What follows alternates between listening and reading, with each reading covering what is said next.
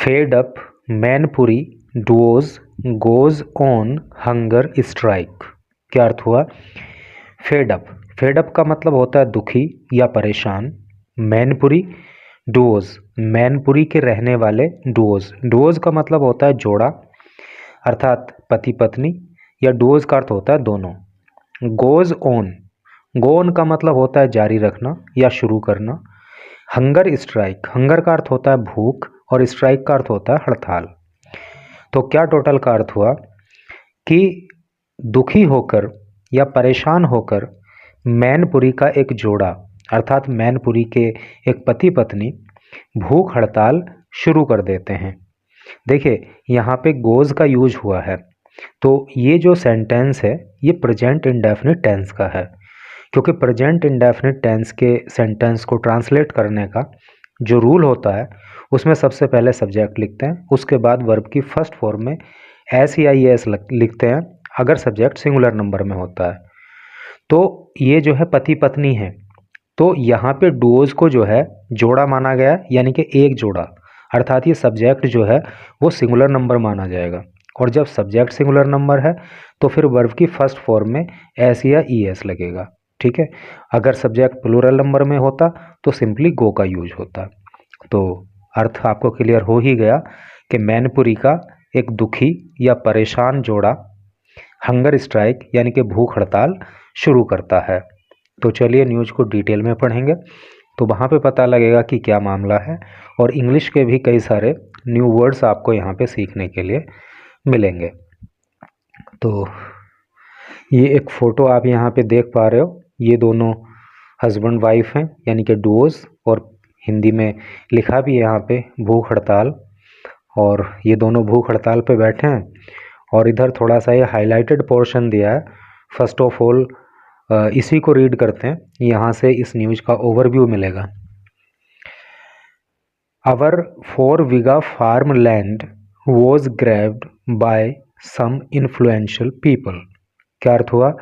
अवर हमारी 4 बीघा 4 bigha farm land खेती करने की ज़मीन वॉज ग्रैब्ड हथिया ली गई यानी कि कब्जा कर ली गई, बाई के द्वारा, सम कुछ, इन्फ्लुएंशियल यानी कि प्रभावशाली, पीपल अर्थात लोग।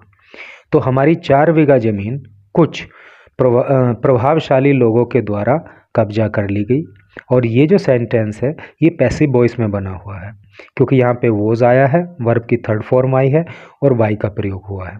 तो इस तरह से ये पास्ट इंडेफिनिट टेंस की पैसिव वॉइस है, क्योंकि पास्ट इंडेफिनिट टेंस की पैसिव वॉइस बनाते समय वॉज या वर्ब का प्रयोग करते हैं अकॉर्डिंग टू सब्जेक्ट, उसके बाद वर्ब की थर्ड फॉर्म का प्रयोग करते हैं, एंड आफ्टर दैट बाई का यूज होता है। तो वही रूल यहाँ पे अप्लाई किया गया है। तो इस तरह से ये पास्ट इंडेफिनिट की पैसिव वॉइस है। We filed over 1000 complaints. We हमने फाइल की, दर्ज करवाई।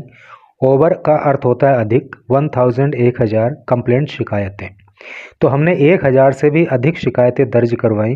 विद डीएम, डीएम को शिकायतें दी, एडीएम को दी, एसडीएम को दी, ईटीसी इत्यादि इत्यादि। ठीक है। नाउ अब वी हैव, हम रखते हैं, नो अदर ऑप्शन, कोई अन्य ऑप्शन नहीं। ऑप्शन का मतलब विकल्प। अब हमारे पास कोई दूसरा विकल्प नहीं है but to sit on a hunger strike, but to sit बैठना, ऑन ए हंगर स्ट्राइक भूख हड़ताल पर, अनटिल जब तक नहीं, वी गेट हम पाते हैं, अवर लैंड बैक हमारी ज़मीन वापस, यानी कि जब तक हमारी ज़मीन वापस नहीं मिल जाती तब तक हमें जो है भूख हड़ताल पर अब बैठना है। तो चलिए अब मेन न्यूज़ को पढ़ते हैं। सुभाष, ए रेजिडेंट ऑफ मैनपुरीज बिछिया village. Subhash a resident, resident का मतलब होता है निवासी, ऑफ मैनपुरीज, मैनपुरी के, बिछिया विलेज, बिछिया गांव का, यानी कि सुभाष जो कि मैनपुरी के बिछिया गांव के रहने वाले हैं। एडेड, उन्होंने कहा, once the land was taken away, once एक बार, द लैंड जमीन या भूमि, वॉज टेकन अवे छीन ली गई, यानी कि एक बार जब हमारी ज़मीन छीन ली गई। I was left with no other source, I was left मेरे पास नहीं बचा, नो अदर सोर्स, कोई अन्य साधन ऑफ इनकम, आमदनी का। यानी कि जब हमारी ज़मीन दूसरे लोगों ने छीन ली, उस पर कब्जा कर लिया, तो उसके बाद हमारे पास जो है अब आमदनी का कोई भी साधन नहीं बचा। वॉट शुड आई डू, मुझे क्या करना चाहिए। इफ़, यदि, नथिंग हैपन्स, अगर कुछ नहीं होता है, हैपन का मतलब घटित होना, अगर कुछ नहीं होता है, I may take some extreme step, I may take, तो मैं ले सकता हूँ कुछ एक्सट्रीम स्टेप। एक्सट्रीम स्टेप का मतलब होता है सबसे बड़ा कदम, अर्थात सुसाइड, आत्महत्या। ठीक है, एक्सट्रीम स्टेप जो कहते हैं तो वो सुसाइड को कहते हैं, क्योंकि सबसे बड़ा कदम लाइफ में अगर इन दिस सेंस लिया जाता है तो वो सुसाइड ही होता है। तो वो कह रहे हैं कि अगर कुछ नहीं हुआ तो फिर मैं आत्महत्या भी कर सकता हूँ। There is no point in living like this, इस तरह से जीने का कोई मतलब नहीं है, कोई बिंदु ही नहीं है, कोई मतलब ही नहीं है, कोई अर्थ ही नहीं है। Sub divisional magistrate, SDM, SDM की फुल फॉर्म होती है sub divisional magistrate. Abhishek Kumar सेठ, अभिषेक कुमार जो कि एसडीएम हैं, उन्होंने कहा, I had a brief conversation with Subhash Singh. I had a brief conversation, brief conversation का मतलब होता है संक्षिप्त वार्ता, है नी। तो मैंने सुभाष सिंह के साथ संक्षिप्त वार्ता की, यानी कि थोड़ी सी बातचीत की है। एंड ऑर्डर्ड ए प्रोब, और ऑर्डर्ड आदेश दिए हैं, ए प्रोब जांच के, प्रोब का अर्थ होता है जांच। तो मैंने सुभाष सिंह के साथ थोड़ी सी बातचीत की और फिर जांच के आदेश दिए हैं। I am expecting a report soon, I am expecting, मैं एक्सपेक्ट कर रहा हूँ। एक्सपेक्ट का मतलब क्या होता है, उम्मीद करना, आशा करना। मुझे उम्मीद है कि रिपोर्ट जो है, सून का मतलब होता है शीघ्र, शीघ्र ही रिपोर्ट मुझे प्राप्त हो जाएगी, अर्थात जो जांच हो रही है उसकी रिपोर्ट जल्दी ही मुझे मिल जाएगी, ऐसा मुझे अनुमान है। All documents will be examined within a week, और ऑल डॉक्यूमेंट्स, जो सभी डॉक्यूमेंट्स हैं, ठीक है, विल बी एग्जामाइंड, वो एग्जामाइन कर लिए जाएंगे, उनका परीक्षण कर लिया जाएगा, विद इन ए वीक, एक सप्ताह के अंदर। ठीक है, एक सप्ताह के अंदर अंदर सारे डॉक्यूमेंट्स का, सभी दस्तावेजों का परीक्षण भी कर लिया जाएगा। देखिए वीक, WEEK, वीक का अर्थ होता है सप्ताह, और WEAK, वीक का अर्थ होता है कमज़ोर। ठीक है, तो डिफरेंस इतना है स्पेलिंग में, और अर्थ में बहुत बड़ा अंतर है। ही एडेड, उन्होंने कहा, I have been newly appointed to this post, उन्होंने कहा कि I have been newly appointed, appoint का मतलब होता है नियुक्त होना, टू दिस पोस्ट, इस पद के लिए, यानी कि इस पद पर मैं अभी नया नया अपॉइंट हुआ हूँ, मेरी नई नियुक्ति हुई है। I can not say much about what happens in the past, I can't say, can't मतलब can not, I can't say मैं नहीं कह सकता हूँ, मच बहुत ज़्यादा, अबाउट बारे में, वॉट हैपन्ड क्या घटित हुआ, इन द पास्ट बीते समय में। तो बीते समय में क्या घटना घटित हुई वो मैं बहुत ज़्यादा उसके बारे में नहीं कह सकता हूँ। Investigation will take place, investigation का मतलब होता है जांच, विल टेक प्लेस होगी, एंड एक्शन, एक्शन का अर्थ होता है कार्यवाही, will be taken as per the reports outcome, यानी कि जांच होगी और जो रिपोर्ट का आउटकम होगा, आउटकम का मतलब क्या होता है, रिजल्ट, परिणाम, तो जो उस रिपोर्ट का परिणाम आएगा उसी के अकॉर्डिंग, उसी के अनुसार एक्शन लिया जाएगा, अर्थात उसी के अनुसार कार्यवाही की जाएगी।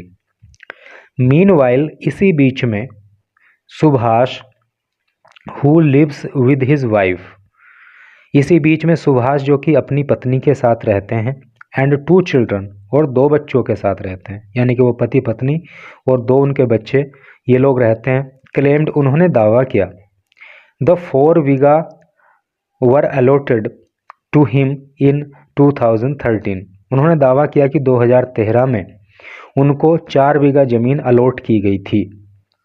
अलॉट का मतलब होता है आवंटित करना, ठीक है। तो 2013 में उनको 4 बीघा ज़मीन आवंटित की गई थी। I use to sell milk, I use to sell milk, मैं दूध बेचा करता था। देखिए, जब आपने ट्रांसलेशन पढ़ी होगी तो वहाँ पे आपको बताया गया होगा कि जब कोई आदत प्रकट होती है या कोई काम बार बार होता है तो वहाँ पे यूज टू का प्रयोग करते हैं प्रेजेंट इंडेफिनिट टेंस में, और यूज्ड टू का प्रयोग करते हैं पास्ट इंडेफिनिट टेंस में। तो यूज्ड टू का प्रयोग हुआ है तो पास्ट इंडेफिनिट टेंस हुआ, और बार बार होना तो पाया ही जा रहा है। वो कह रहे हैं कि आई यूज टू सेल मिल्क, मैं दूध बेचा करता था, यानी कि डेली डेली बेचा करता था, एक आदत थी, एक काम जो बार बार रिपीट होता था। अगर हमने मान लो इन्होंने एक ही बार दूध बेचा होता या कभी कभी बेच दिया, आज बेच दिया, 10 दिन बाद बेच दिया, फिर 5 दिन बाद बेच दिया, तो वहाँ पे यूज टू का प्रयोग नहीं होता। यूज टू का प्रयोग हुआ है तो इसका मतलब डेली डेली दूध बेचा करते थे। तो आई यूज टू सेल मिल्क, ठीक है। तो मैं दूध बेचा करता था, अर्लियर पहले, ठीक है। तो पहले मैं दूध बेचा करता था।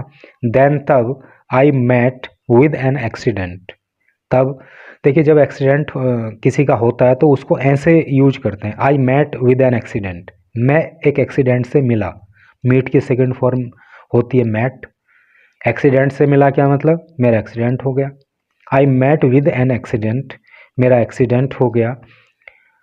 And couldn't use my hand, और मैं अपना हाथ जो है अब काम में नहीं ला सकता, यानी हाथ में चोट लग गई, हाथ काम में अब नहीं ला सकता हूँ। A steel rod had to be placed inside, steel rod, एक स्टील की जो रोड है, had to be placed, place करनी पड़ी, डालनी पड़ी, इनसाइड अंदर, क्योंकि जब किसी की हड्डी वगैरह टूट जाती है, फ्रैक्चर हो जाता है, तो फिर डॉक्टर लोग जो है ना उसके अंदर स्टील रोड वगैरह डाल के उसको ठीक करते हैं। तो वही बात है कि एक स्टील की रोड जो है वो अंदर डालनी पड़ी। I have a proper document of the plot, ये जो मेरा प्लॉट है, ये जो ज़मीन है, इसके प्रॉपर डॉक्यूमेंट मेरे पास हैं। प्रॉपर का मतलब उचित और डॉक्यूमेंट का मतलब दस्तावेज। तो इसके सभी कागजात, सभी दस्तावेज जो हैं और जो उचित हैं, प्रॉपर हैं, वो मेरे पास हैं। Local authorities had freed, local authorities का मतलब होता है स्थानीय, और अथॉरिटीज़ का अर्थ है अधिकारी। तो जो स्थानीय अधिकारी हैं, हैड फ्रीड द लैंड, उन्होंने फ्री करा दिया था, यानी कि मुक्त करा दिया है, द लैंड, इस ज़मीन को, ट्वाइस, 2 बार, from their possession in the past, possession from से दियर, उनके पजेशन का मतलब होता है अधिकार, इन द पास्ट, बीते समय में, ठीक है। तो पहले जो है बीते समय में 2 बार स्थानीय अधिकारियों ने इस ज़मीन को उनके अधिकार से मुक्त करा दिया था, यानी कि पहले भी कब्जा किया हुआ था, तो पहले जो है वहाँ के अधिकारियों ने ये ज़मीन उनके कब्जे से छुड़ा दी थी। हाउएवर, फिर भी दे टुक इट बैक अगेन, लेकिन फिर से उन्होंने इसको वापस ले लिया। 2 बार मतलब हमें मिल गई थी, लेकिन फिर से उन लोगों ने इस ज़मीन को हमसे वापस छीन लिया। सुभाष सेठ, सुभाष ने कहा। तो इस तरह की न्यूज़ थी, सिंपल लैंग्वेज में लिखी हुई थी, लेकिन सिंपल लैंग्वेज की न्यूज़ भी पढ़ने से आपको पढ़ने की प्रैक्टिस हो जाती है। ये वर्ड्स धीरे धीरे जो है आपको, आपकी मेमोरी में इतना सेट हो जाते हैं कि तुरंत आपकी ज़ुबान पे आने लगते हैं। तो फिर ये आपके इंग्लिश स्पीकिंग में भी आपकी हेल्प करता है, और आपके कंपटीशन में भी इससे आपकी हेल्प होती है। तो thanks for watching the video.